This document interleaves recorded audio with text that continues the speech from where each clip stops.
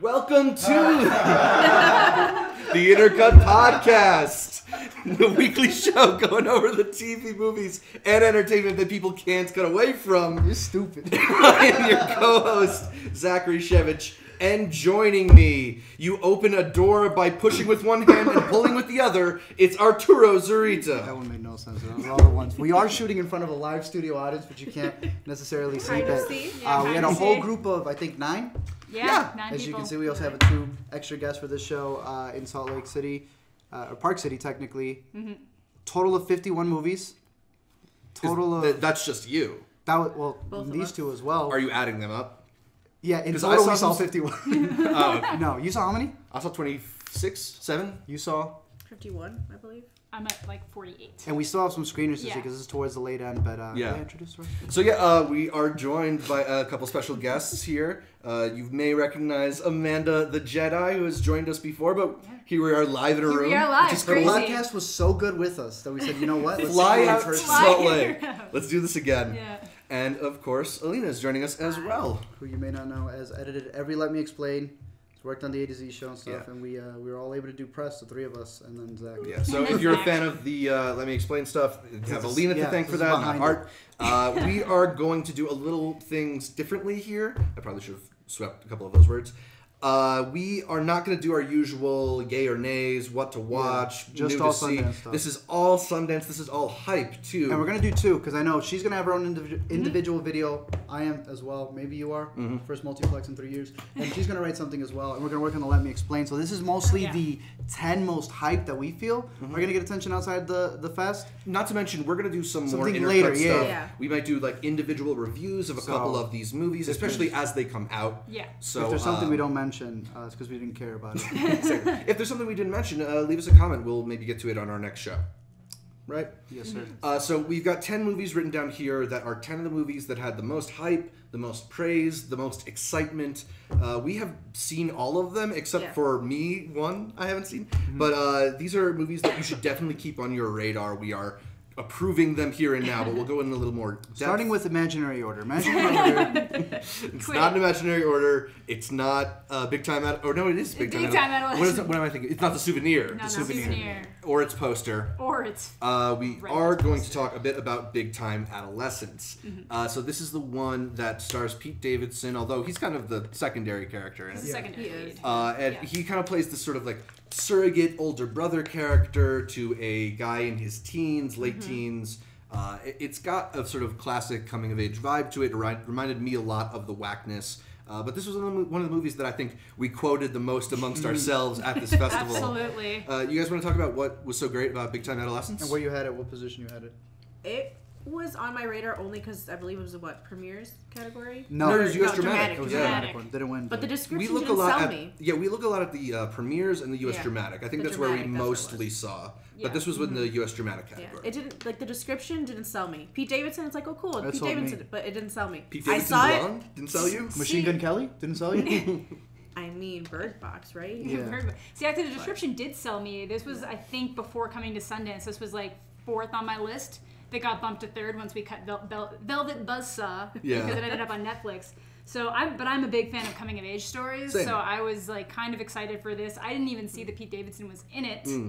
And then I realized that he was and was like, okay, hopefully this is gonna be good. And I think it did a really good job kind of expressing. I think a lot of people kind of might have a parallel with that story where you have like these older people, at least I did, where you try to fit in with these older group of people. And You you start think, selling drugs. you think they're so cool and you start doing things that you shouldn't really be doing, like drinking when you're like 14, 15, and you think you're really cool and you think they're really cool, but then like after a while you realize it's weird that they want to hang out with me. Right. That says more about them than it does about me. I'm Pete Davidson in the movie. That's what I realized halfway through. I realized I'm not the kid. I'm Pete Davidson, and I'm making life-changing decisions. The main kid, you know who he is?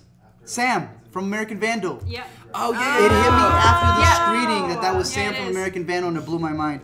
I think Big Time Adolescence for me was, I want to say, my number 4. Yeah, my number 4. Maybe I 3. had it around there I don't know. too. It's in my top 5 the moment I my saw it. 4th. I said it was one of the most quotable things. We've been technically quoting it throughout the entire festival.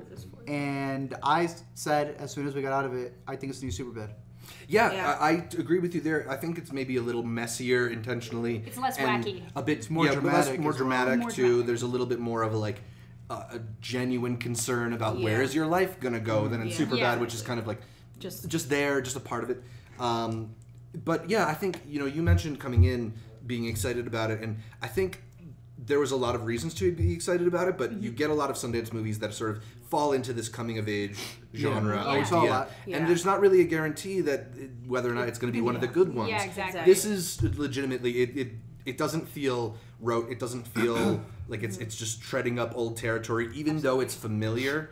One thing that I was really struck by was the fluency of the modern dialect with it. They felt actually like teenagers and Word? had the right vocabulary and stuff. Yeah. So and that lends into the quotability is that it's that much easier to naturally include in your talks. I think it's going to be in my top 10 by the end of the year. I personally. I agree. Yeah, I think a few of the movies I've seen this weekend are going to stay very, very high. it was a legitimate great watch, Yeah. just to watch with Yeah. everybody. Yeah, it's one that's very easy to recommend to people. Another one that I think is pretty easy to recommend to people, another comedy that we all enjoyed, was Brittany Runs a Marathon. Yes. Winner. So, Yeah, that the was audience the award. Winner. Audience Award for U.S. Dramatic. Which we all thought it was going to be something else that you're going to mention in a little bit, but that ended up Yeah. winning. Yeah. I I was wasn't mad. surprised. I wasn't mad, but I was surprised. I'm glad it won. Yeah. Yeah, I mean the thing is, and we'll talk more about this. It's got an ending that's kind of hard to walk away got a from not whiplash loving. ending. Yeah. Yeah. Which You some know? people didn't see. One person did walk away from. He goes, Brittany was all right. Well, when'd you leave? Before she Before she ran the marathon. What's the point? For real? Honestly, it's the end. I think the whole movie itself is really good, but the ending is. If you leave before the Yeah. ending shot happens, I think that's what made the movie. I remember exactly when I ran out of it, or when we walked out of it. I was so inspired. When I walked out of it, I specifically messaged you and I said, "You're gonna love Brittany Runs a Marathon." Yeah, so this is written and So did everyone directed by else. Paul Downs Colizzo, something like that. Yeah, why not? And it stars Jillian Bell, who was in Workaholics. Workaholics, was in 22 22 Jump Street, and who completely transformed In too. this movie. Is the kind of thing that if this was a dramatic movie, if there was a rehab story of some Yeah, kind, she'd be an then her Oscar transformation. consideration. Yeah, exactly. But Because it's a it's a silly comedy. comedy that she What lost. if it did? What if it does? Maybe. But Be you know, wild. she completely transformed the way she looks, and really, I think that shows a dedication to this part because you kind of really feel that transformation more so than in a lot of movies that are similar. Yeah. And this is something Amanda and I were talking about a little bit earlier.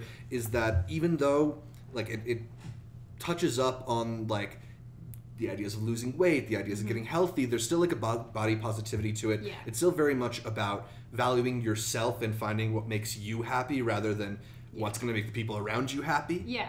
Yeah. But it also stays conscious of the fact that it's not bad for people to want to get healthy, which I Yes. think a lot of these movies unintentionally will end up sending that message of don't try to better yourself. Well, she was worst shown enemy. That was the best part of the movie, was the Yes. fact that you realize Exactly. there's not necessarily an outside force. You would think the person who she thinks is the shrew of the group ends up being her biggest supporter, and it's her, the one who's tearing herself down. Yeah, So. and this is another one that had a very good cast around it.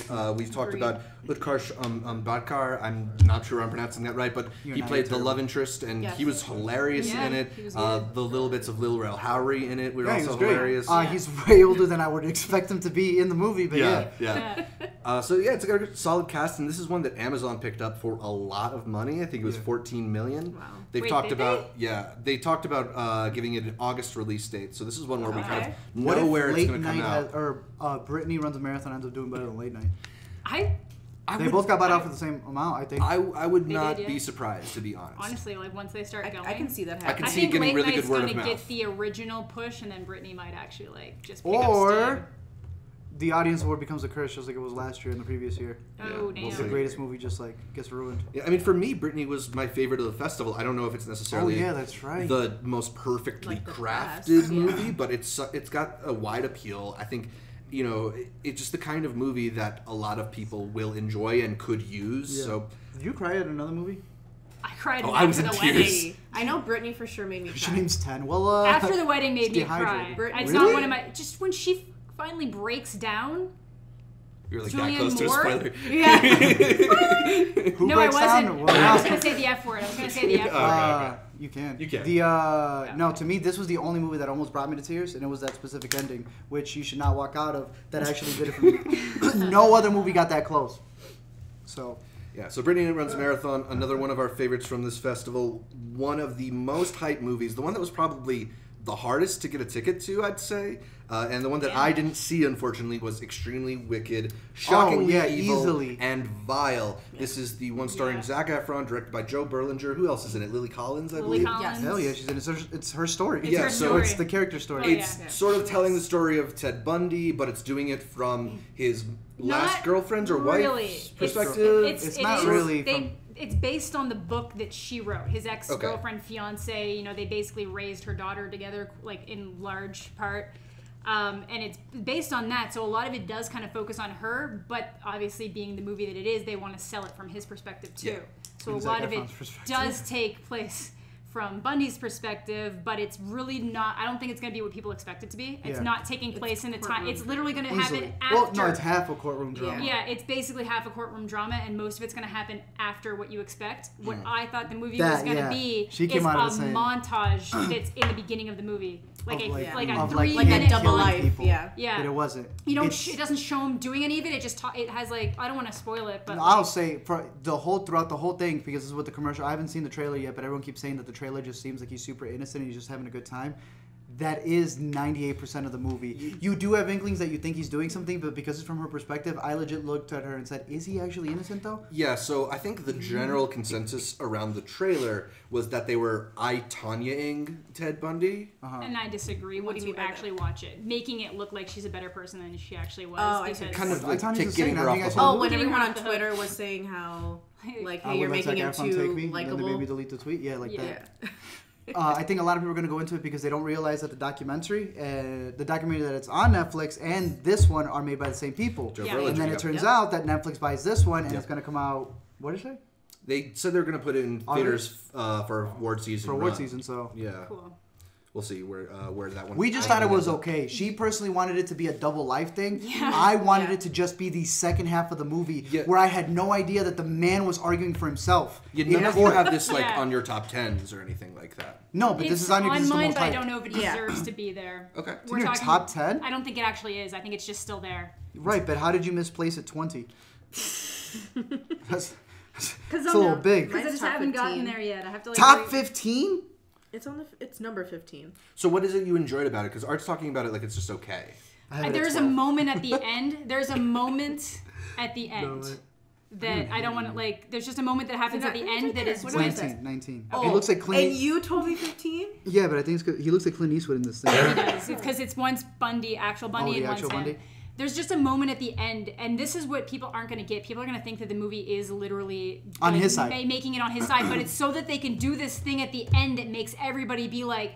The ending is pretty good. The ending, and that's when it comes back to being more in her perspective. Actually, it is actually a pretty good movie. Exactly. It's pretty ballsy though, because you have an hour and 40 minutes where it's going from a perspective that a lot of people don't like. If this wasn't a real story that we knew what happened and knew what he did and knew that he would go on to admit most of like pretty much everything he did, including stuff they never would have found out about. Yeah. You'd think it'd be like, it would be one of these situations where you're wondering like, is he innocent? Is he guilty? But then it gets to the end. But that whole idea of is he innocent or is he guilty is only from her perspective. Which the movie ends and it tells you that it's her movie. But then you go on Twitter and they go, does no one care about her perspective? It's like, yeah, they do. She's getting royalties. Like, that's literally what's happening here. Yeah, let her get her dues. She literally dealt with years and years and years of stress because of something else that happens in the movie that if you guys know the story, you probably already know what happened because again, this is all based on real events. Stupid. That's what I mean.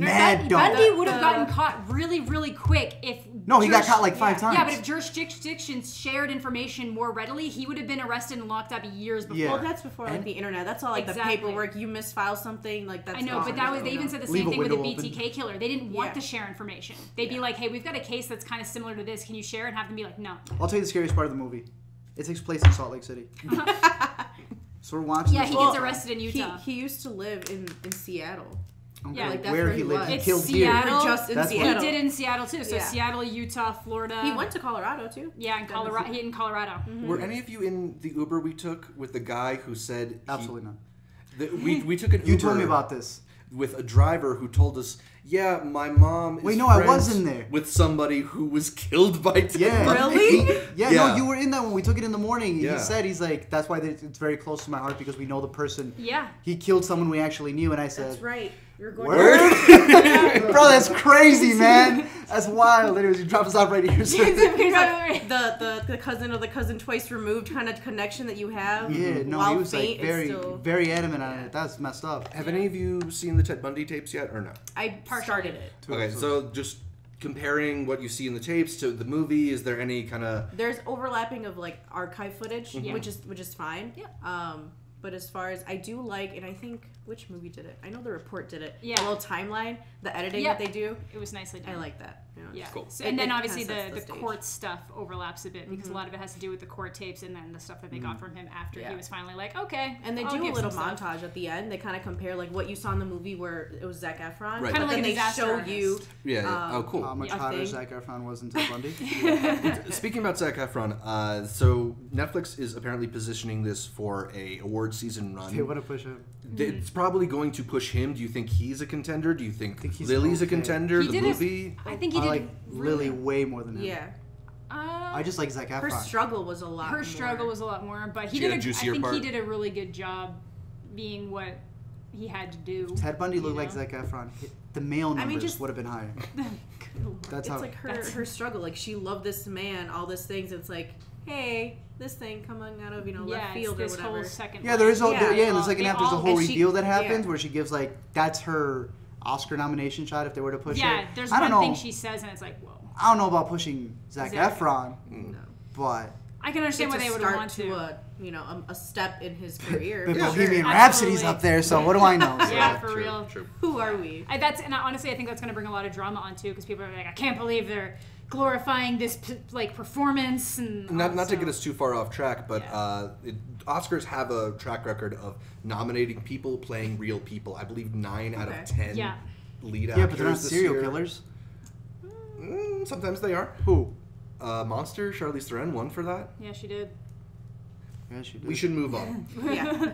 The Farewell. This was also one of the very hyped up ones before the festival started, directed by Lulu Wang and starring Awkwafina in what's being good. billed as like her first dramatic role or something, but she's pretty funny in the movie Yeah, too. she's I think a does the lot jokes, of yeah. I think a lot of the hype I've seen around it has undersold just how funny this movie Yeah. is. Yeah. Oh I my think it's a God. very good kind of like culture clashing, Yeah. families reunion. 70% type of deal. is in a foreign language. Yeah. Yeah, that's the It's thing that might hilarious, be a big though. obstacle for a lot of people. That's- is and that's that what I've been saying. Which is a large unfortunate. percentage is in Mandarin, I believe. Yeah, and the thing about it is that it needs to be. If you don't have that, then Yeah. there goes the whole farewell. Yeah. Yeah, I mean, Yeah. for me, that makes the movie. Yeah, I think I it's loved great. So Yeah. you can make a remake, but you're going to take out a whole part of it, which was the Yeah. East versus Yeah. West mentality, which they literally have a whole And that's the debate thing is, about. is Yeah, like they I don't do. know how much you could even remake it, considering how tied it is to Chinese culture and the fact that they don't like have these separations of languages between them.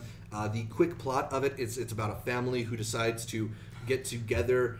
Basically, to throw a fake wedding Yeah. in order to all see their sick, grandma. dying grandmother Who doesn't know she has cancer. and Yeah. they want to not tell her she has Because cancer. apparently that is Chinese culture. If there's Yes. people are terminally ill and they know there's nothing they can do about it treatment They don't wise, wanna they let 'em know. don't let them know. Yeah, And something that's- Very that's interesting literally development. illegal in Yeah. America, something that's brought up Yeah. in the movie. But Wait, it's But Wait, it's it's what? normal there. It's Illegal. illegal here. It's illegal to do that? You here? can't tell. You Yeah. can't not tell somebody they're dying. I got to make a call. But it's very common over there. Yeah. And yeah, and that's as a way of understandable. sparing them of the despair or whatever. Yeah, despair of I will death. say the one way that they could remake it, if they were to remake it, and I truly believe they're going to remake it, I'm going to tell you, Which I is told you so terrible. when they do, is to focus on the couple who's having the fake wedding. Because they were the most boring part of the movie. They They were had so some jokes, boring. but it wasn't because Yeah. they did anything. Yeah. It was just how dumb they were. Yeah. Yeah. They don't do anything. Awkward, But yeah. if you actually focus it on the couple, there's so much more you can do That's about this actually a couple who true has to angle. pretend to be together in order Or for they're- this, And for they're a like, I greater don't wanna cause. do this. And then they go through, well, yeah, I think that would be a very interesting way. That would be To bring it back to the farewell, I thought Awkwafina was really, really good in this. fantastic. Yes. Yeah. You know, she got a lot of press for Crazy Rich Asians and Ocean's 8 last year. I think she's better in here. She's the best role. Yeah. Yeah, funny it's and definitely- really sells the drama of it too. You know, she's going through a lot, and you can really tell like she's the one who's wrestling with this idea of is it okay to not tell? Yeah, the because grandmother? everyone else is in. Yeah, Yeah. because they had moved her to America at a young age. And Oh, she she was has the a really only- good bit. Yeah. I mean, that's the thing that's I think is really striking about the movie is the way that it's able to tell this generational story. There's the generation that stayed, there's the generation that went, and the generation that's too young to even remember. And you really do get the distinct feelings, the ways that the family has sort of been divided and feels that division that's come through the years. Because she remembers China. She distinctly remembers her summers and hanging out there and being around family and then being pulled away from that.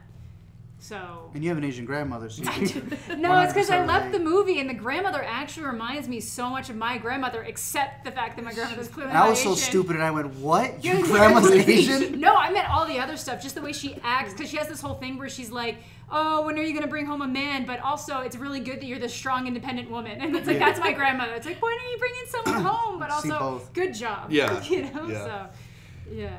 So for me, this was one of my favorites of the festival. Also, I had this at number 2 on my list. Also my number 2 or 3. The tears. Tearjerker. This is my top 10. I had it at 9. I think this is one for me that I've appreciated more the thought that I thought about it. Like, there's just a lot of context in the movie. I've mentioned this to all of us, but the stuff that's kind of like around the margins of the story is really, really great. The whole Japanese girlfriend, the Japanese just girlfriend. trying to keep up, kind of. Because like the one family moved to Japan, they didn't move to America. They just moved to a different, an Asian country. So things like that, I think we're just. I think it's gonna be a big hit. I hope really it makes 3 times as much as Crazy Rich Asians made. I'm excited. I think this should be released in August again. This hit a lot of the things that I felt Crazy Rich Asians was getting praised for. Culture clashing, the generational. This is the Luce. This is the Luce of the bunch. They're obviously very different movies, this and Crazy Rich Asians, but this one, if that one appealed to you, this one should as well. Yeah, amazing.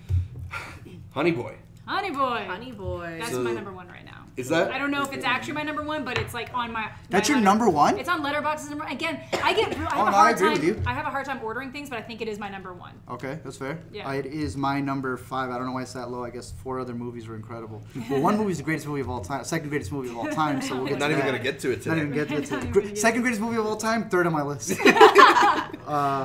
So Honey Boy. Honey Boy. It's the new movie directed by Alma Tarell. Who won?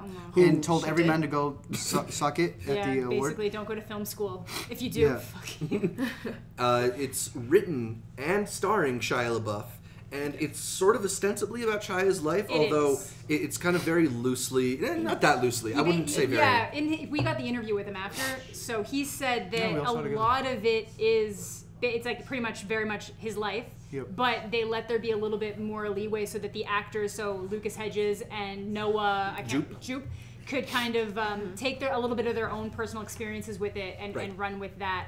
And then obviously certain characters in his life become an amalgamation and just one character named Tom, I believe it was. Yeah. So he said that was like a combination of things also there. with the woman on the phone. With the woman. Oh, yeah. There's an argument. He says it wasn't necessarily his mom, it was multiple people. Right, like to make this does it a lot better than a Bohemian Rhapsody, which I don't even have that problem in Bohemian Rhapsody. Mike Myers' character, it was fine. Yeah. It was the other parts of Bohemian Rhapsody that people ignore. Well, but to be clear about the difference between like how fictional or whatever this is, the main character's name is Otis. It's not Shia. So they're not trying to say like this is the real story. Well, here's the beauty of it. This is why I think it's so well. How many people would have taken this and directed it themselves? Yeah. And then it's complete and utter trash. Yeah. It becomes a Terrence Malick movie. Yeah. All that stuff. Instead, he gave it to this woman who came in, and I think if it wasn't for her, the director I think is the one who makes it super well, because she's literally the one who I would say could have run a bunch of stuff. But if you grew up watching even Stevens, Transformers, and if you know all the other movies, there's the whole bit just right in the beginning. You know he can't say it's Transformers, but it's Transformers. Yeah. He can't say it's lawless, but it's lawless. Yeah. Lucas Hedges' first line in the movie is no. Yeah. Is it really? Yeah, it is. He's like no. See, that's the thing of it. There's another point that I don't want to mention, but it has to do with something he used to do in Even Stevens, and they make that a whole scene. They do. That was the second. After Brittany, that almost got me, because I remember seeing that growing up, and that was supposed to be the funny bit. So to see his memory of how that came to bit and who forced him to do that, And bro, I thought it was great. Both kids were good. He talked about how Lucas Hedges would come to his house, which is probably my worst nightmare. Exactly. Oh, that! Take his clothing. Lucas Hedges is good in this movie. Yes. As someone who's paid his money to go see him live because he could not believe how bad he's been in everything he's ever been, I paid my money. And I can confirm Lucas Hedges ain't that great. But in this movie, he's actually really good. He sounds just like Shia LaBeouf.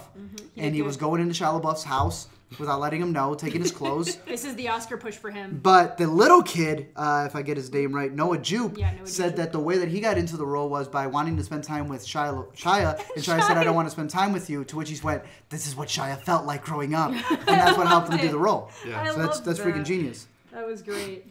This is like a really interesting story in that it has that Shia aspect, but it's also just a bit about growing up without the support system that a child needs. Yeah. I mean, I think there's a lot of movies that are about bad parents or addict parents and stuff like that. And this one, I really got the idea that lack of stability is awful for a child. Yeah. It's just Especially as a awful. It cycles. actor, And then, when you're a child actor, I think people have this like misconception that you have this glamorous lifestyle, living in a huge house. And Like this guy was living in a motel with motel. FKA Twigs. Like a motel that was smaller than the living room we're sitting in right now. Like it was bad. Yeah.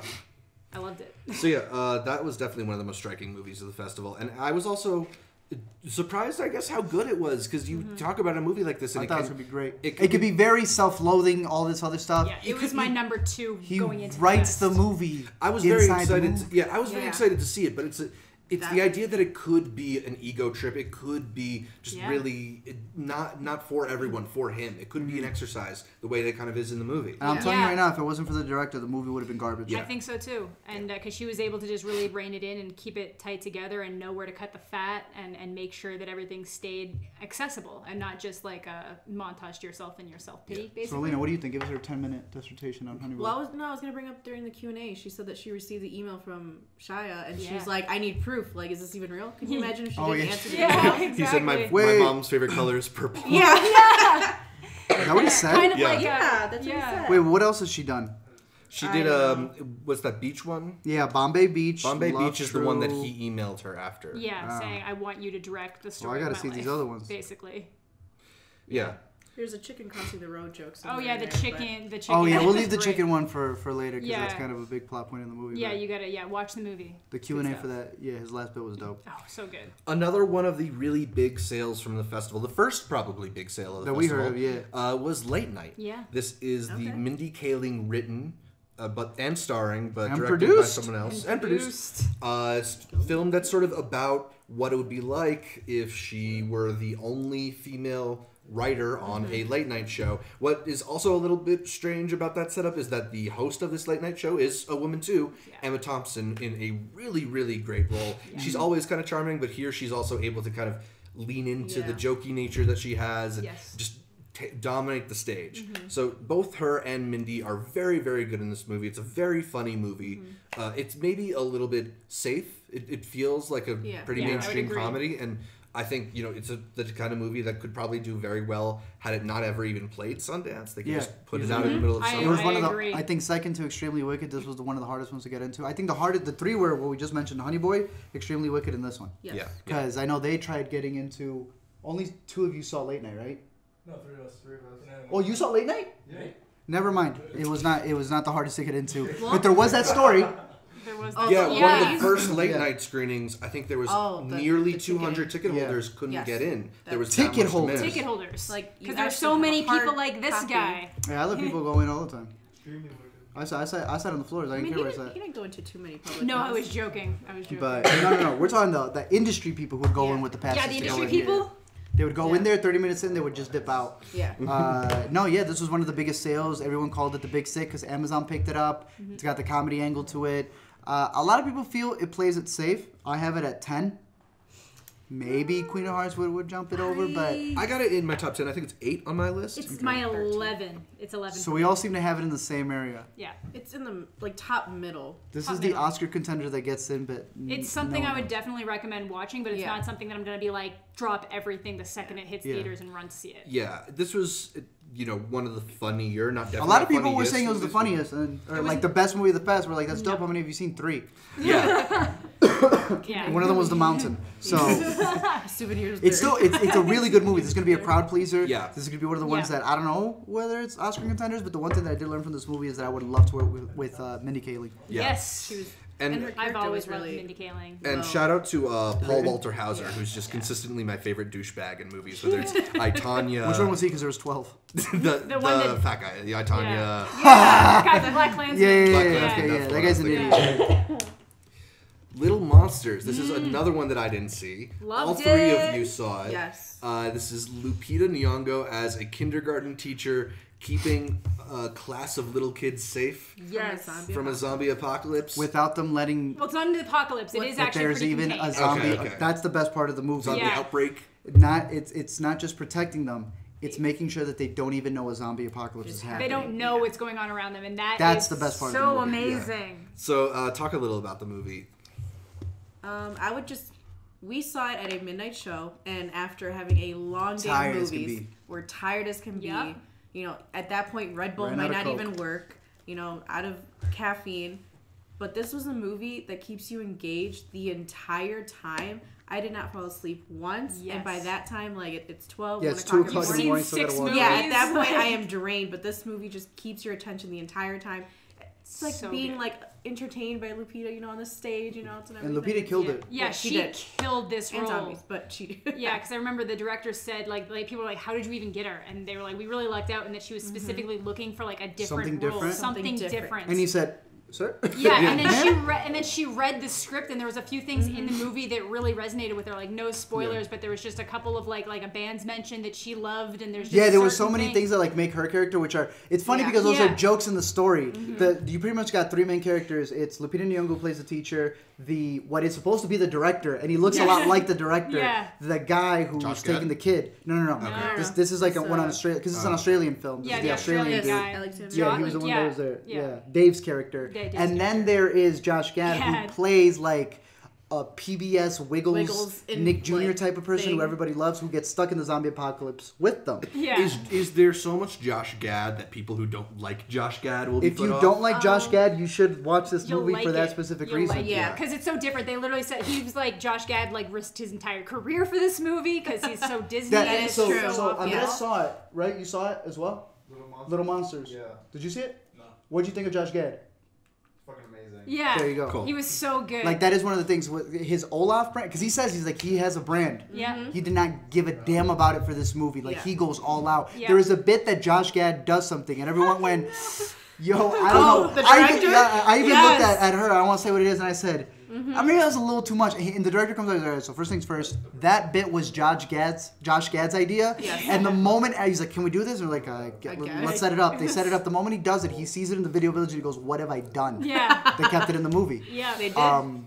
He is so well. I think all 3 performances are super Amazing. great. But what really makes the movie is the director's conversation at the end. Yes, that 'Cause he's really. a dick, okay? It's 2 o'clock in the morning, and he's letting us know that this fantastic movie that we already saw. If you're a Star Wars fan, go watch it. If you're a Taylor Swift fan, go watch it. If you want to go see the funniest, bloodiest, But if you're not a fan of all newest those zombie things, movie, you're good too. still go watch it. Yeah. Yeah. But what it is that he starts talking about how the kid in the movie is supposed to be his son. He came up with the idea of this movie because he didn't know how to let go of his son in kindergarten until he saw the teacher. Because he's very ill. He has a lot Exactly, of like he health has so issues. many different things, which is exactly what the kid goes through in the movie. Yeah. And it wasn't until he saw the kindergarten teacher and he knew that he could trust her with anything, including zombies, that he Yeah. decided to make this movie. But then he talks about how there's certain things in this film that References. he mentions his kid loves sheep. So, okay, we all know that. We all noticed that. He loves Star Wars. That was a very easy one to Yeah. catch. He says there's certain things that nobody will ever know except his kid. And that he hopes that But when it's his not kid is older, intrusive. Yeah. that when his kid is older and he watches this movie, that since he doesn't know how to express to his child how much he loves him, that when he sees this movie years later, Yeah. he's finally going to understand this is his love letter to his child.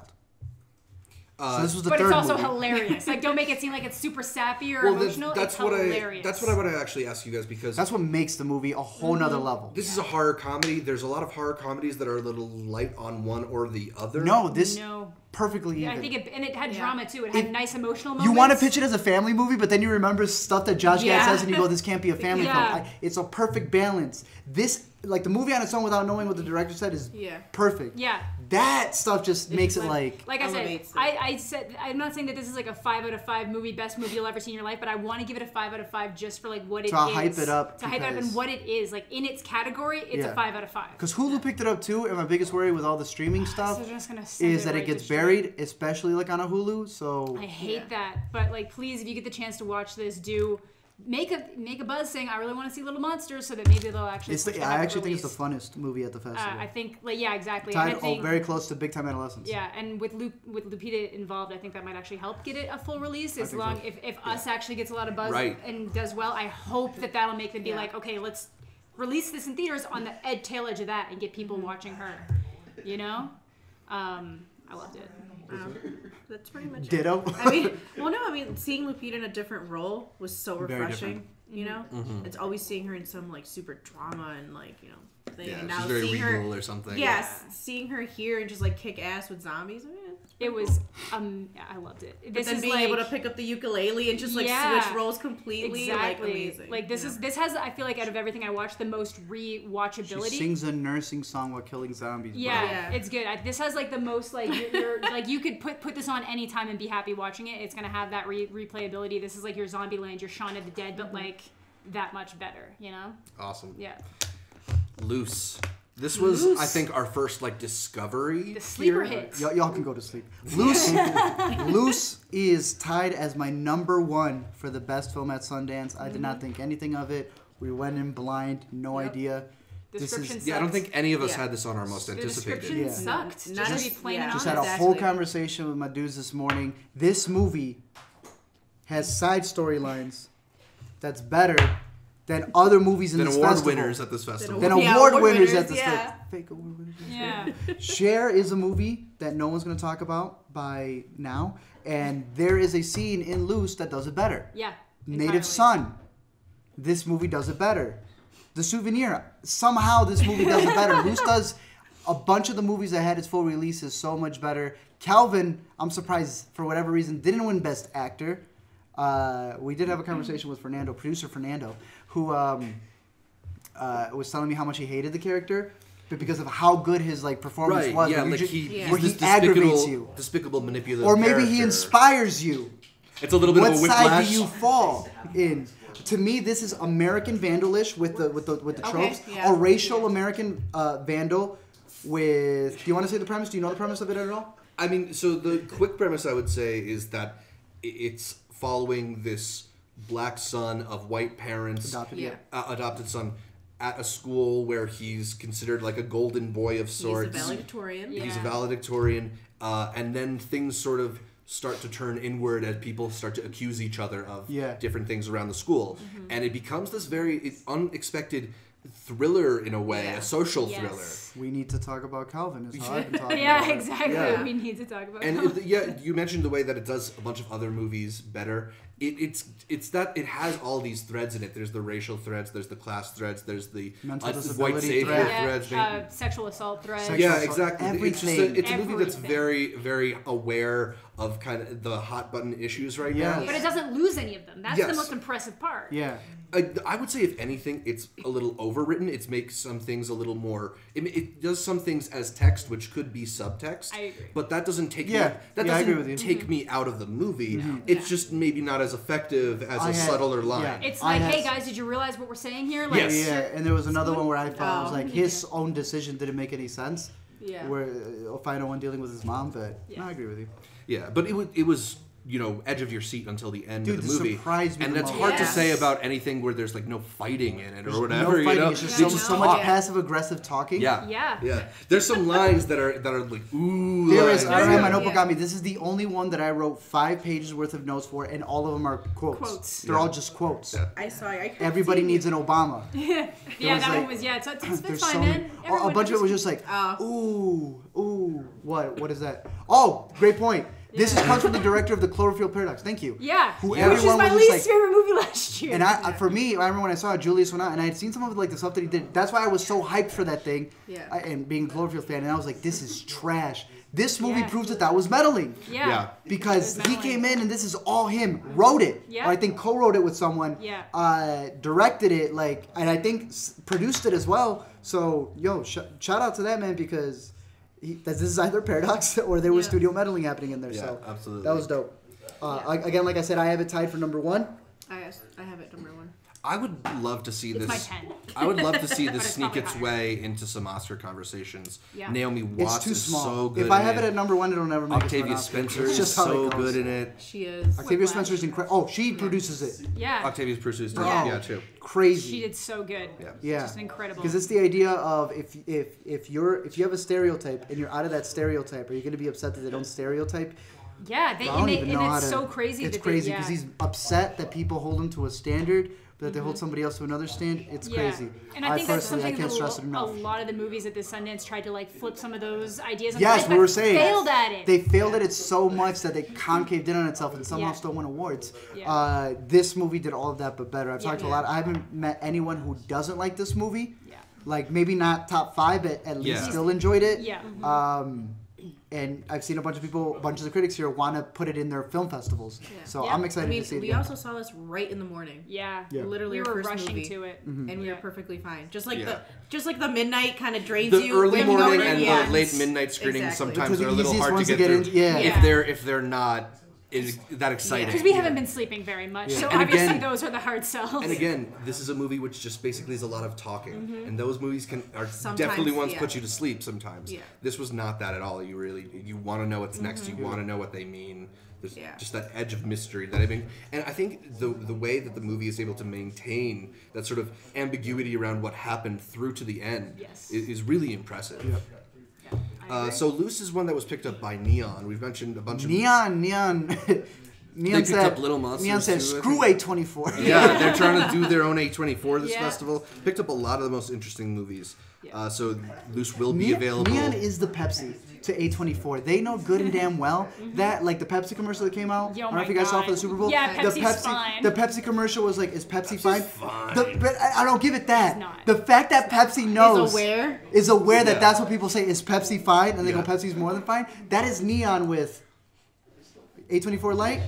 We know. Yeah. Not this year, though. Yeah. Because y'all got Cher and Native Son, and we got Luce. Yeah, they sold off. Yeah, Sure, when Native A24 Son. has to make deals with HBO and they're talking about it being revolutionary. Yeah. when No, not, it's like, that we don't sounds- want it- we That don't sounds to trust me like it. MoviePass saying, we got a great deal for you coming up. Yeah, Yeah. Just give us that's all your money. we don't trust it. Yeah.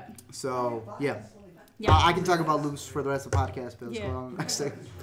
Another big movie that was here at the festival had its previous debut. I think it was the Venice Film Venice Festival. Yeah, Festival. Venice. But it was here And too. nobody talked about it the way that they should have warned us. Right. Yeah. The Nightingale. This is the new one from Jennifer Kent, Yeah. Babadook director. Babadook's a movie that I think we all really like. Yeah. I love that one. And this is a sort of reimagining of the survival in the wilderness story that kind Revenge of story. Revenge story. It's Revenge Revenge story. from last year, That's what but better. Yeah. It So- takes like the Revenant setup and puts it in the hands of In Australia. people who are not necessarily the center of these stories, whether it's women or people of color. Yes. It's just a Blackbird. Blackbird's great in it. Yeah. It's just a really interesting kind of look at how, when pushed into a corner, like how she's able to respond, how Yeah. they're just go after them. It's a really incredible movie. Where is it on your top 10? That one I think made it to 10. It's 6 got for me, 8. just because I got it really up there. 7 for me. 7, But it might be a 6 looking at this now. Now, who wants to talk about how it was for your screening while I mention it was for? Oh, they have their story. Whoever wants to mention it, you can Ryan, come sit you right want- here. So I'll start it off by talking about how at the beginning they check your IDs. Yes. Yeah. Yeah, this was the only movie at Sundance, which, mind you, this is before the MPAA gets to look at these movies, so none of them are like rated R or rated PG-13, Yeah, anything no, like yeah, that. there's nothing on there. So this was the only movie at Sundance, including the movies where there was lots of Yeah. full sex on screen. Yeah, like Queen of Hearts. Ooh. Like Yeah. Divine Ooh, Love. that door. This was the only one where they actually checked IDs beforehand. Yeah. And Yeah. still, And, like, we older had people people who stuff. were Yeah. not Going out, exactly so- ready. Yeah, we'd even heard it was Who brutal. wants to say the part how it happened for you guys? Or we'll fill you. Okay. It was. Yeah. Say what happened in ours first. Yeah, So we saw it the Yeah. first week. So we saw it the first week. They told us there'd be like on-site psychologists or like counselors. We and thought it we're was a like, joke. Everyone laughed. Yeah, so True. we're like, No, okay, they were how like, no, we're bad? serious. Yeah, how bad could the movie be? That was our screening, and as it goes, you see this event happen. This 20 particular minutes in, scene. 25 minutes in. Yeah. Yeah. And this person, because we were sitting in the balcony area, this person that was sitting in the balcony area, the first row, is literally Right leaping, dangling over him. leaping over the people because she was like in the middle. Could be a he, I think it was a she. It was a she. Yeah, it was- Holding her mouth. I think she was about to puke. I think she almost went over the she railing. almost Actually, fell over the balcony. How rushing out. Yeah, quickly just- she she was was trying to get moving out. and trying to get over people's bags. Just a Yeah, desperate it was- attempt to leave the theater. Yes. Because there it really is some like It's not unrelenting. gratuitous. It's Yeah. brutally It's graphic. too real It's that too real. Yeah. you need to not check IDs. You need to ask, what is your past Background. history? What is your Yeah. What are your trauma history? Yeah, triggers? they Yeah, really should have had exactly. a So that was Q&A. ours, Like a and we had trigger several warning. different walkouts, but that was probably the biggest one because I'd never seen someone have that dramatic Yeah, they- rush out, Yeah. almost fall over the balcony. They But none really of us should had have. an experience as crazy as, As Chasing this the Boys. was. But I when don't they think it came was for the related to second the week. movie. I think it was related to the Ray because the Ray is hot as hell. That Maybe. could be as I well. don't think it was I'm a gonna guy. attribute it to the movie. Yeah. I don't think it the was, movie takes but- responsibility. Ability. So this was me, Fernando, Andy, and Ryan. So we're sitting there. It's not even like the whole movie's brutal, but it's not like a brutal part. It's like a dialogue part, and everyone's kind of just chilling there. And then all of a sudden we hear, "Get out the theater! Call 911! Turn off the movie!" And the movie turns off. I think there's a gun in the theater. So he I'm starts ready to freaking out. He thinks bolt. this is it. I He was stiff like, arms well, Fernando. I was like, well, we gotta get out. Apparently, all I hear from the other side of the theater, yeah, cardiac arrest. I'm like, cardiac arrest? He said, "Don't you ever yell." He thought this was his first and last Sundance. I honestly thought the dude was dead up there. Apparently, we found out after he had a seizure because he couldn't handle it. Oh, I think it was the heat. it could have been the heat. I'm Could've pretty been the sure it heat. was the heat. The Ray is the hottest theater. It Yeah. is The Ray, But- like, In the coldest state. yeah, but no, but it's really like the Ray's too warm. Maybe. The Ray's too But warm. we're saying it's the movie. But it was a For our combination pur- of the both. Well, 60-40. yeah. Let's go that way. Yeah. The calm part that it happened during. It happened like right Well, after it was right the- after no, a brutal part. It was Okay, right after well the then, brutal yeah. part. Was it after the wall? It was after No, it was after the Aborigine woman. Oh yeah, that was Oh, fucked. That's way into the No, movie. it Yeah. wasn't. It was No, it wasn't. It was after. after a murder halfway through the movie. Oh, Oh, okay. you're right, That's you're right. fair. the person that That's does this. That's fair. Yeah, yeah, yeah. When she finally gets It was to after. confront. It was right That's a after, cheer moment. Yeah, exactly. Yeah. Oh yeah, But we he had some passed cheering. out. Yo, So, we had woo! Yeah. You probably this movie because of stuff like that. You can leave now. This movie because of It's the stuff best like of the festival. this. Your number one? Yeah, it's time for number one. Damn, what's your other one? To the the stars. We love To the Oh, Stars. That's Yeah. right. That's right. Two completely Chase, different everybody, movies. from a few mixed, scratch that, opinions. And Andres. So we, when we went into it, Andy. same thing. It was super. Yeah. Sorry, Andy. Damn, well, I forgot we changed his name. Ryan. Right. Yeah. I personally loved it. With- This movie because of the brutality that it has in it. I It's don't hard think to I'd ever. recommend. It's never gratuitous. It's just too authentic. If It's anything, too authentic to recommend, and because that it's which makes sick. it right. Yeah. It's irreversible-ish. It's Girl in the Dragon Yeah. tattoo-ish. But But worse. two extra things that happen in that scene, which makes it that Yeah. bad. It's Yeah. like I- literally, it goes to the peak. There's Yeah. no further. But that's what it can go. allows you in the second half to have one of the biggest Everybody's cheers It goes, ever. to the, it goes to the peak and there's not like an immediate like breath. No, there's no Yeah. breath. We There's talked about no this you in breath. that moment. It We keeps- talked about because yeah. of all the brutality that happens in there, it's going to get the buzz like what it wasn't we had mentioned from last year. Lars von Trier. Oh, and Half the something. Jackal? Yeah, where Oh, he right, definitely right, right. he wanted the unrated cut. He was really pushing the brutality of it. I wouldn't be this surprised. one clearly is pushing the brutality at it by checking IDs and all this different I wouldn't be things. surprised if the thing that we're being very coy about is just well known by the time this movie comes That's what I'm out. saying, Yeah, but that's going to it be the could be. hype factor of it. But unlike the other one that gave you nothing Yeah. for its brutality, this one does. This one gives Yeah. you a cheer at the end. Yeah. So Yeah. Would be like a negative thing towards it. Like if I say, "Oh, this movie's a horror," and then people are like, "That wasn't a horror." just say Babadook lady. Yeah, Well, I- we did get that a lot. I don't know if you guys Yeah. heard in your screening. A lot of people came out Like, saying they were like, "It's not Babadook. It's something else." And No, I'm but like, Yeah, but but it's, it's- yeah, it's but a completely it's- different genre. Yeah, than what It what is. you There. want. Yeah, it's a completely different. I genre. think it's still great. Yeah. That's 2 for 2 for And her. honestly, sorry, you go. Personally, I'd say like maybe they could cut 20 minutes. Yes, I would It's agree. a little over long. It's 2 hours long. It's Walking, over yeah. 2 hours long. Yeah, it's a little bit too much. Sure, I could have cut an hour and 46 minutes. But yeah, we're talking about 20 minutes out of a 2-hour, 20-minute movie. Yeah. Yeah. And it's not Do you know what you would cut? exactly, and that's the thing is I don't know what I would cut. Because she So has I a cut lot a of little bit towards Are the you end. Jennifer Cat? memories that she Yeah, puts it- together. Have you Towards made the your end, feature? I hate to be the person saying like cut 20 How many you minutes got at of Sundance, it. huh?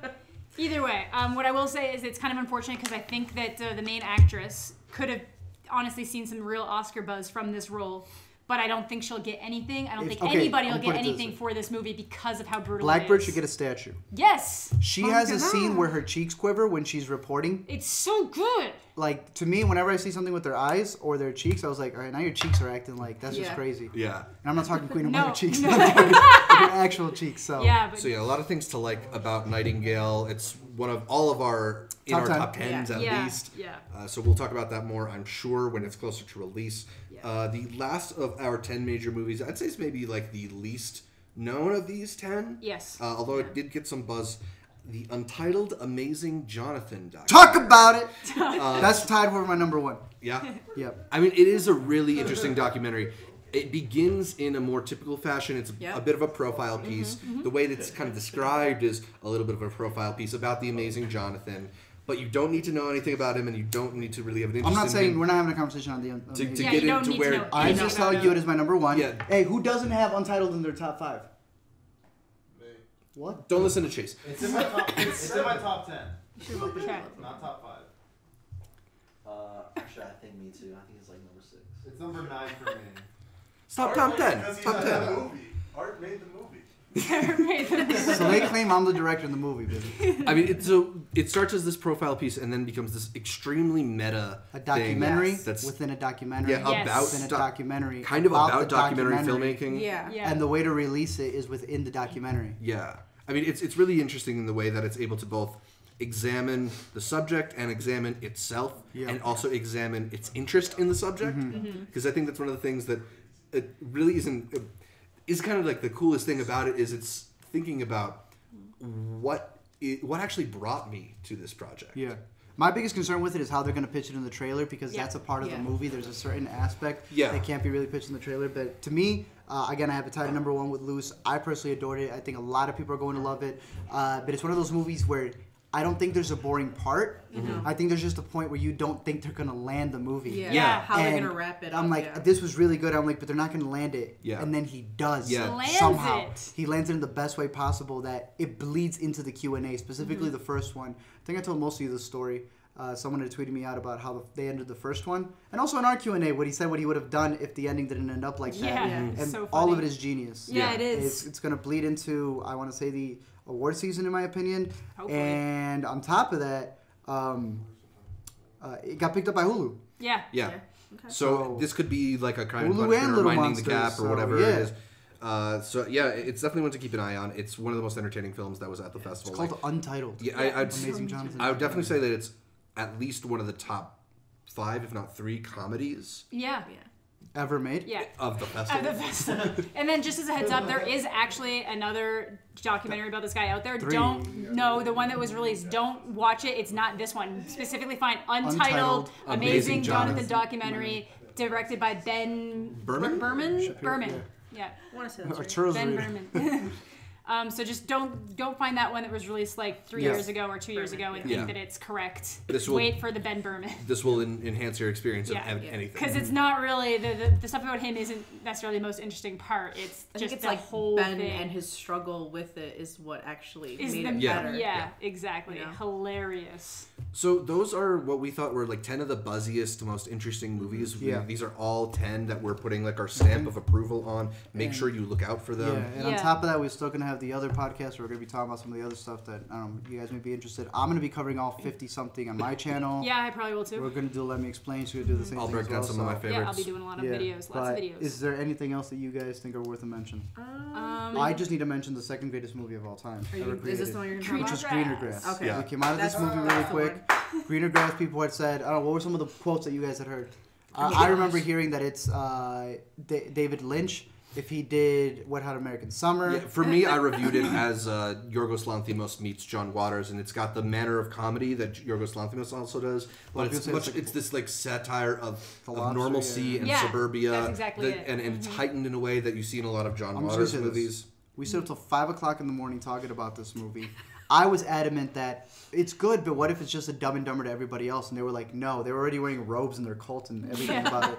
And somehow we were trying to convince Andy to go watch the movie. He goes downstairs, he comes back up. They got a robe in my size, and I'm over there on the other side talking about how this is probably the second greatest movie of all time. House 2.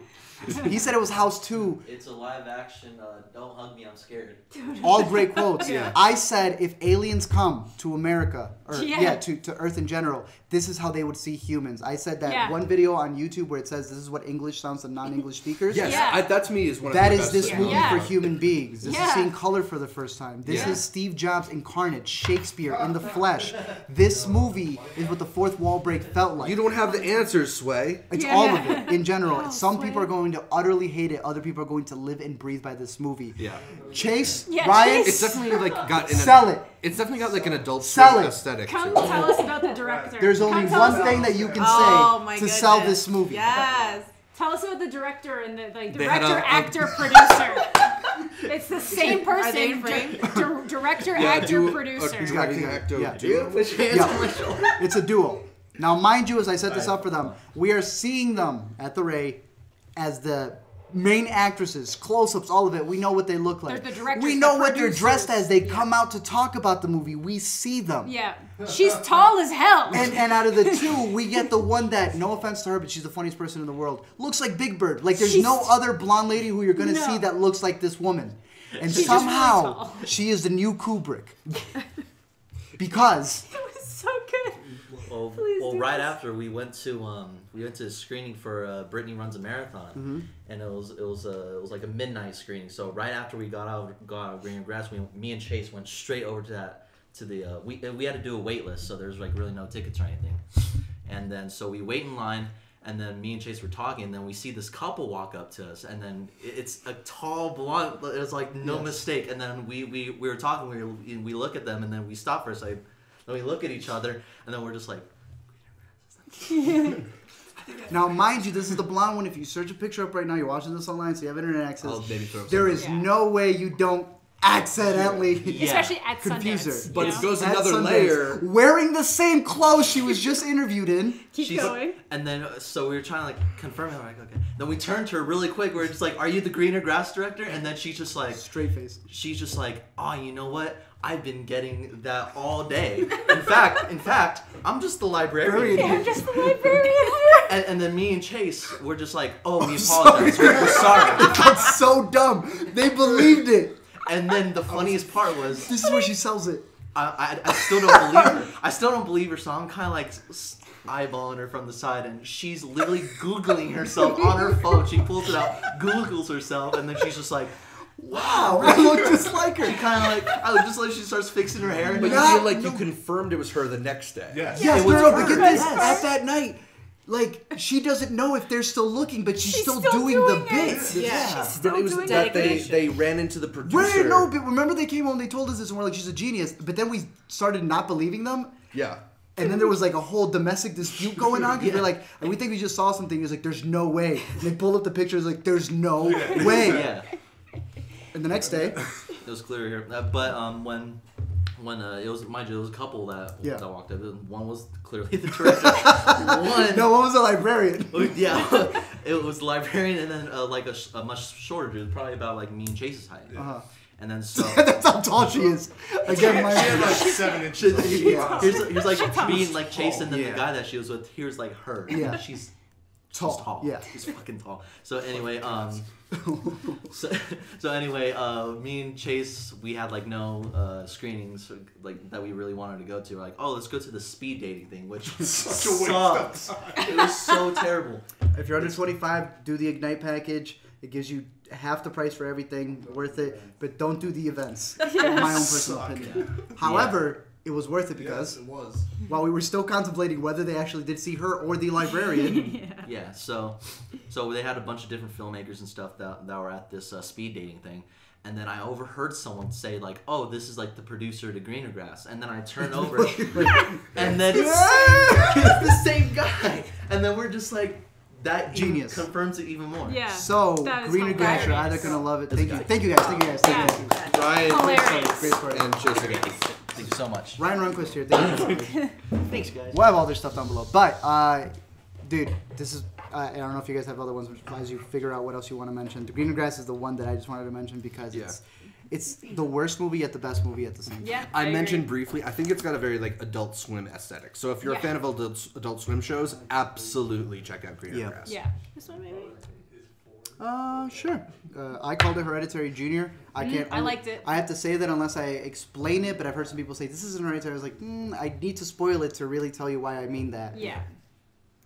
I mean, I don't really have much. We're talking about the lodge. The by Lodge. way. The lodge. The Lodge, yeah, the Lodge. I mean, it was a good story, straightforward. You I mentioned enjoyed that it. one It's since I only saw that one because of you. It's This kind of one? hard to, well, for the lodge, it's kind of hard to talk about without spoiling some of the yeah. main points. But the general idea is that these two kids go to a lodge cabin with their dad's new girlfriend, and he's basically just chilling in town for a bit because he has to do work, and then he's going to meet up with them. And that's They the don't movie. really like And her. that's the movie. Yeah, they don't really like her, and there's some other stuff And that there's some other- I don't know what if they'll reveal it. That was one of the craziest parts of the movie in the beginning. Yeah.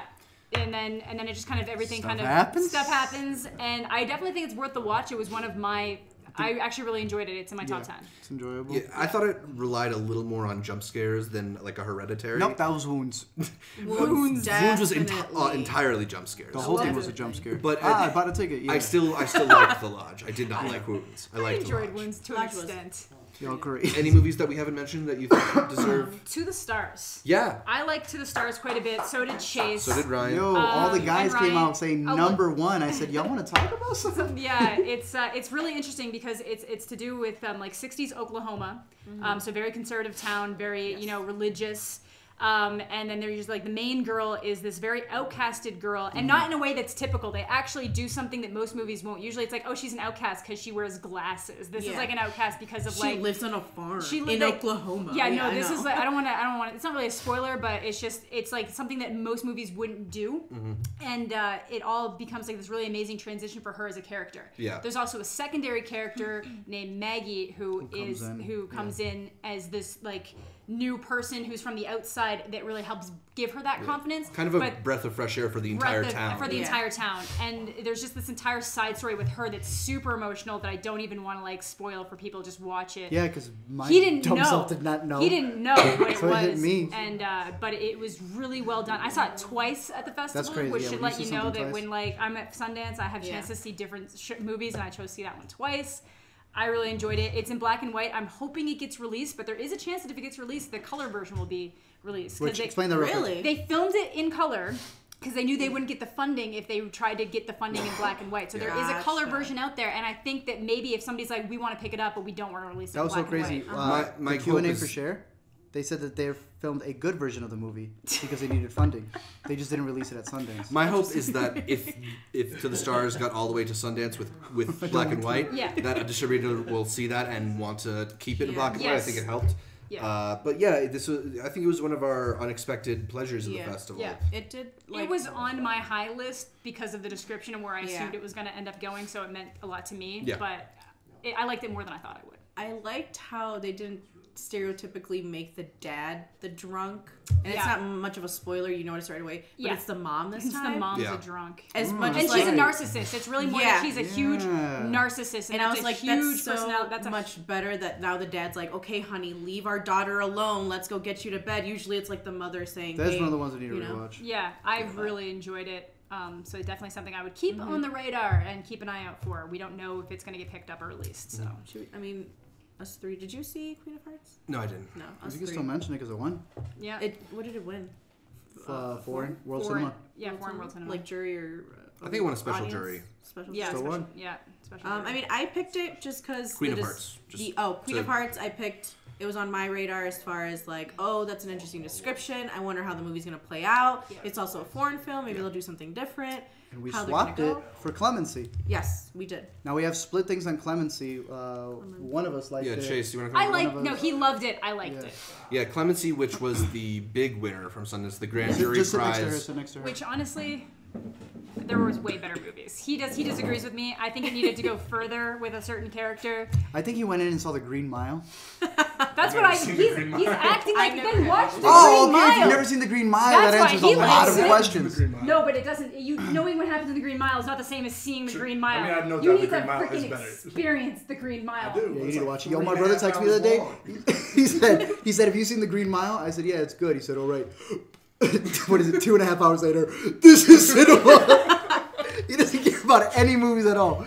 He goes, this is the greatest thing I've ever seen. No, it's amazing. I love it. Yeah, well, to finish the Queen of Hearts thing, and then we'll bring you in for the Clemency part.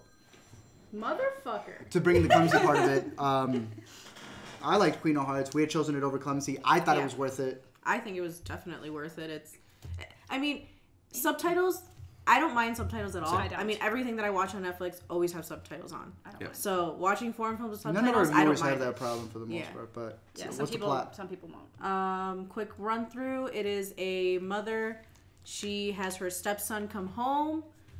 Things develop into a relationship. and then things. It's a bit of a triangle. Underdevelop, yeah. But the funniest part is that she is, in fact, a social worker. Mm-hmm. So I think all that of comes into play. she's a lawyer, and the first case we see is her Has to saying, deal with yes, teenage girl, that something really bad happened to you. You need to speak your story. You need to speak out and say this, say that, because, they're going to believe you.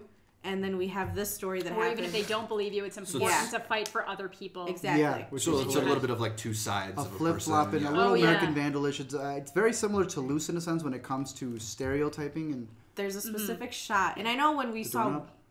No. When we saw Widows, I know I picked it up a lot with the reflections and everything. Yeah. But in this one, they do a lot of that reflection as well as like seeing yourself reflection. But there's one point she's doing like dishes or something. And her reflection, there's almost like... when you take an image and you take another image and you drag it out, so there's two. Yeah, now mind you, this is like when plot happens. Yeah, after all like the plot's like developing and everything, and it's just like there's two. I'm like, I see what you did there. Yeah, the two sides of her. The two sides of her. So that was one of the winners for World Cinema. Yes. The big winner for U.S. Dramatic, which, even though you saw it, I think we were all surprised by it winning for U.S. Dramatic, was Clemency. We get a... No worries, you didn't have to miss anything. Bro, it broke me!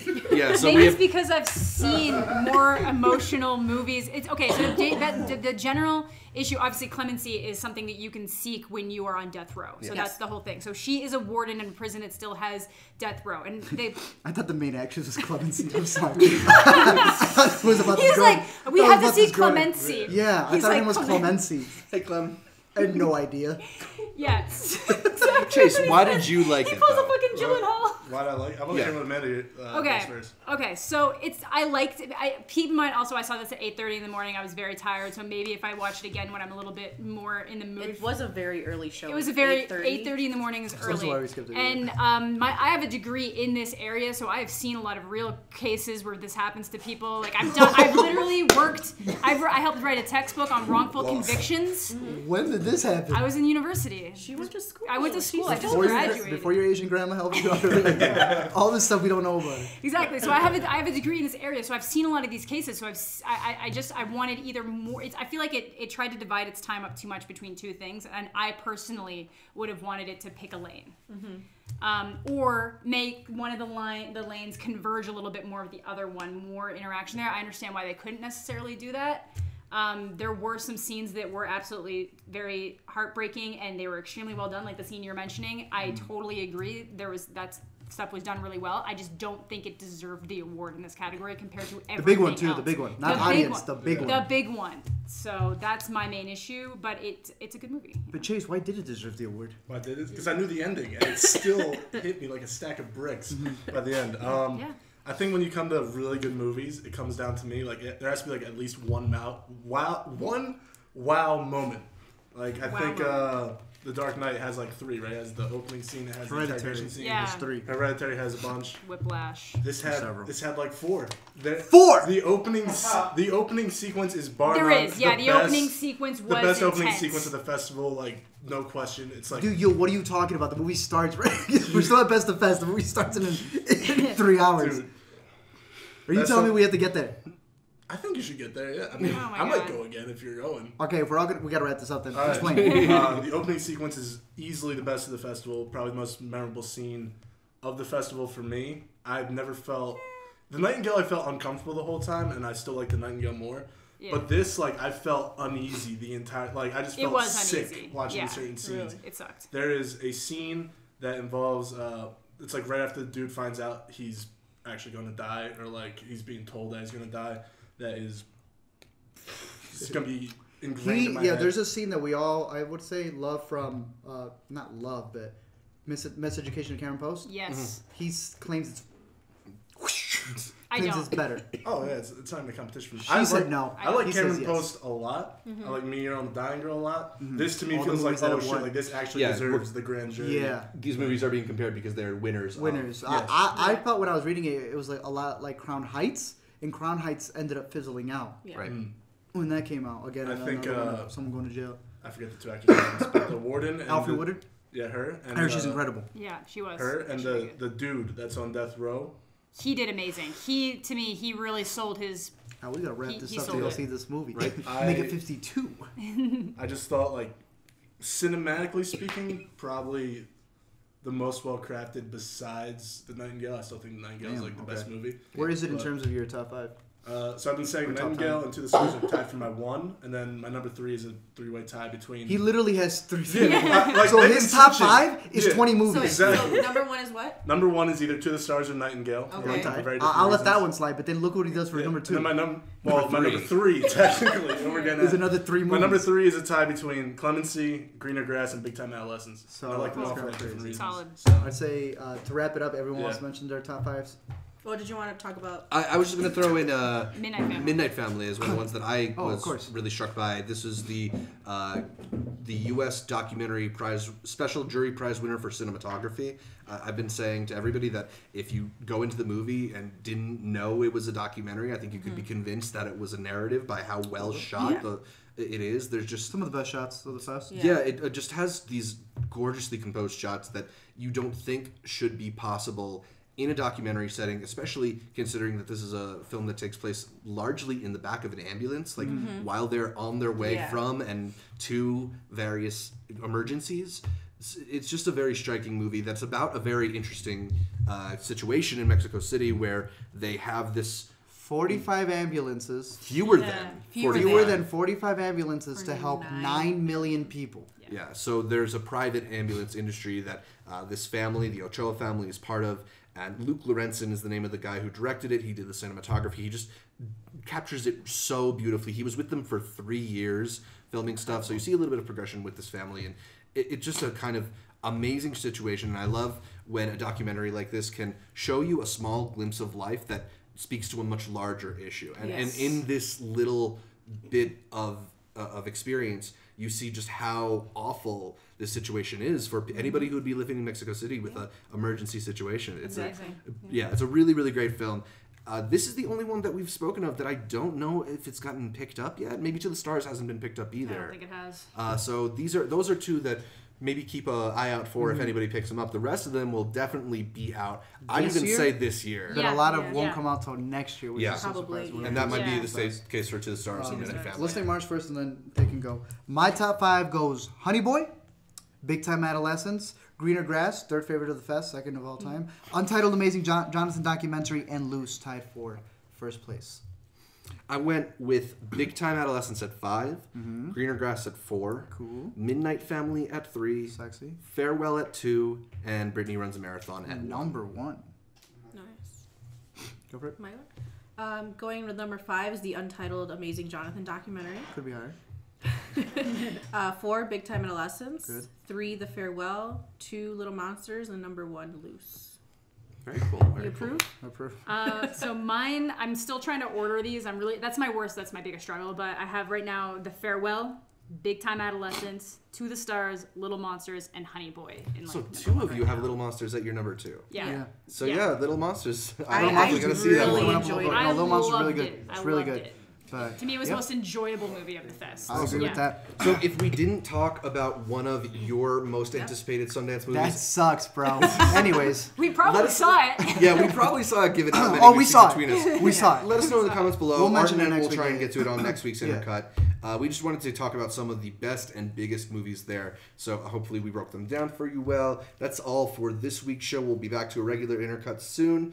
I can be found online at Zshevich on Twitter or Instagram, places like that. Amanda, you want to... I am Amanda the Jedi everywhere. It's YouTube, Twitch, Twitter, Instagram, Facebook. All the things. All the things, literally. And our You ATZ can find crew. us. At YouTube for Let Me Explain. And the A to Z show, which will come back before Multiplex. Yeah, I mean, they already know all the stuff here. I mean, this is the first time that she's been on camera for editing and writing. That's usually what she's doing in the past. Yeah. Strong female leads in this place right here. We need a studio audience more often. This is fun. This is A good, what? yeah. A studio audience. Yeah, quite. You just like because they laughed at your first joke because you're the funny one. They've laughed at me saying "Welcome to." Yeah, that's the funny part. But yeah, I mean, you guys know where you can find us. Let Me Explain, A to Z Show on Twitter and everything else. But yeah.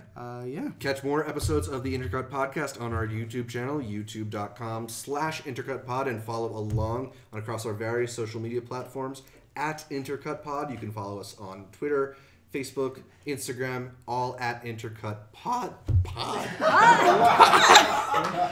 Also, follow our Letterboxd account. And then a big shout out Yeah. as well to everybody else we had with Yeah. us. So if you guys want to get in camera, Yeah. as well as Fernando, our producer for this Yeah. this Intercut one right here. We found him on the streets of Sundance. Yeah, look at him. Streets of None of you guys are in any He's shot. I risking don't think so. But if he's you're right risking here, independence, guys. He's risking oh, right independence. there. He risked independence. Am I in that? Huge watch. Okay. Yeah. So you guys know the four of us are over here. We had our good man Ryan. We have Caitlin. We have Chase. Boom, we boom. have Anders, and we have Fernando, who we picked up. Yeah, Where's Monos? number where's 5, Mono? 1, 2. Oh, Boom Boom. Sorry, Boom Oh, that's Boom. right. So yeah, boom, boom. Boom Boom. If you watch Monos, he looks just like him. But yeah, that's pretty much it for us. I know you have your little outro to do. As he looks for it. I'll do the new to see. Everything we just mentioned. Yeah. New to see. Exactly. Did I not? I mentioned everything we need. Give us a 5-star review on iTunes. If you don't do that, subscribe to the audio podcast or the video one, whichever one you're listening or watching to now. Thanks again for tuning in, and until next time, I hope I earned the privilege of your time. Yes! Now, if you don't get the